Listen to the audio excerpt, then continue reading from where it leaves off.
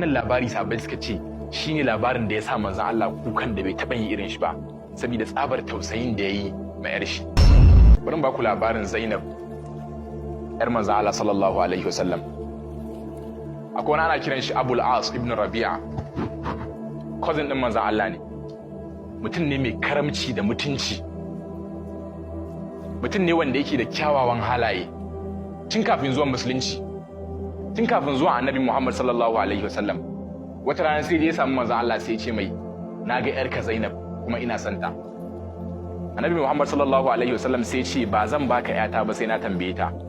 Sai annabi Muhammad sai ya tambaye ta, sai ta ce wai ta yadda. Aka musu aure. Bayan an musu aure sai Allah madaukakin sarki ya turo annabi Muhammad sallallahu alaihi wasallam a matsayin annabi. Sai ya ta musulunta, duka musulmai suka musulunta. Sai ya samu mijinta ta gaya mai cewa ya kai Abul As, ga abin da ubana ya zo da shi, ya zo da addinin musulunci kuma ina so kai ma ka yi imani da wannan addinin saboda ka tsira daga azaban Allah madaukakin sarki. Sai ce ina jin tsoron a ce na bar jama'a na saboda haka ba zan iya yin imani da addinin musulunci ba. Ta ce zan ci gaba da zama da kai haka kuma zan ci gaba da ma wa'azi, kila wata rana ka musulunta, ka ji cewa kana son musulunci ka musulunta ka dawo musulunci. Ya ci gaba da zama a haka bai musulunta ba, yana auren yar manzon Allah har aka koma Madina. Sai aka zo aka yi yaki. Bayan an yaki sai zama cewa a wannan yakin da aka yi an kama mijin yar manzon Allah a matsayin prisoner yaki, a matsayin captive, an tafi da shi Madina.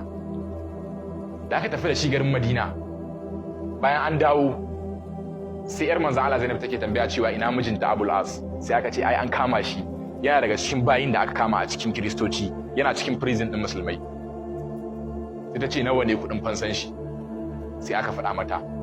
Sai ta ɗauki wani sarƙa daga cikin sarƙan da mahaifiyanta Khadija, matar manzon Allah wanda manzon Allah ya fi so a duk duniya, ya ba ta bar mata. Ta ɗauka ta ce aje a kai wa manzon Allah a fanshe shi.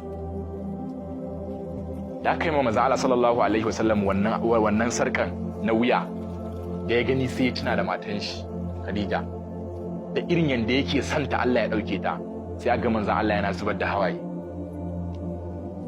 Sai ce wannan sarkan daga ina ya fito? Sai aka ce daga hannun yar shi Zainab ya fito. Sai manzon Allah sallallahu alaihi wasallam sai ya kuka.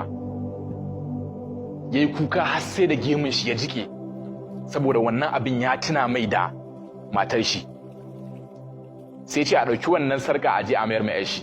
Sai tashi a cikin sabbai sai ya roƙe su ya ce musu yana neman alfarma idan sun yadda a yafe fansan da za a ba ma musulmai a bar shi ya tafi. Sai suka ce sun yadda, sai aka ce ya tafi.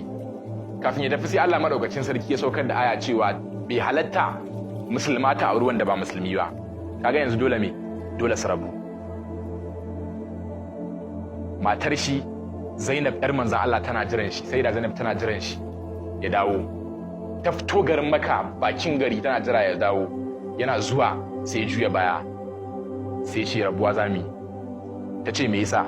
Sai ce ba ni bane nake son rabuwan, mahaifinki ne yake so saboda Allah ya umarce shi cewa ba aure tsakaninmu. Ta fara kuka. Haka ta tashi ta tafi garin Madina, ta bar mijinta ba wai dan tana so ba saboda ya zama mata dole. Sai zama cewa an zo an ƙara yin yaƙi a karo na biyu. Da aka ƙara yin yaƙi aka ƙara kama shi a matsayin prisoner yaƙi. Sai ta fito shekara 10 tana zaune ba tare da mijinta ba ga 'ya'yanta.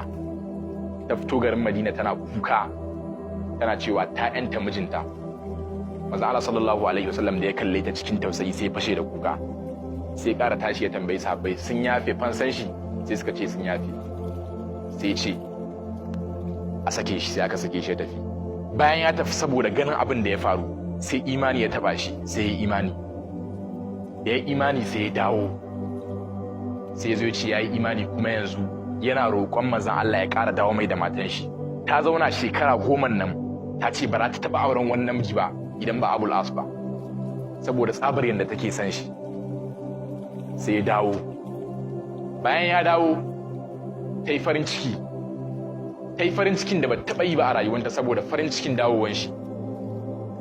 Sai take ce mai ga 'ya'yan shi, ya rungumi 'ya'yan shi yana kuka, ita ma tana kuka. Amma kun san wani babban abu, a wannan shekaran daga dawowan shi sai Allah madaukakin sarki ya dauki yar manzon Allah sallallahu alaihi wasallam Zainab. Da aka zo aka faɗa ma manzon Allah sallallahu alaihi wasallam cewa Aisha ta rasu, manzon Allah sallallahu alaihi wasallam yayi kukan da bai taɓa yin irin shi ba. Sahabbai sai suka ce mun ga kana kuka fiye da yanda muka yi tunanin zaka yi. Sai ce ai wannan mutuwar nata ya tana mai da mutuwar matan shi Khadija ne. Abul As sai ce wallahi ba zai taɓa auren wata ƴa mace ba har sai ya haɗa Allah madaukakin sarki. A cikin wannan shekarar shi ma Allah madaukakin sarki ya ɗauki ran shi. Annabi Muhammad sallallahu alaihi wasallam bayan ya mutu aka ƙara dawo mai da wannan labari. Annabi Muhammad sallallahu alaihi wasallam ya ƙara fashewa da kuka. Wannan labari sahabbai suka ce shine labarin da ya sa manzon Allah kukan da bai taɓa yin irin shi ba, saboda tsabar tausayin da ya yi ma 'yar shi.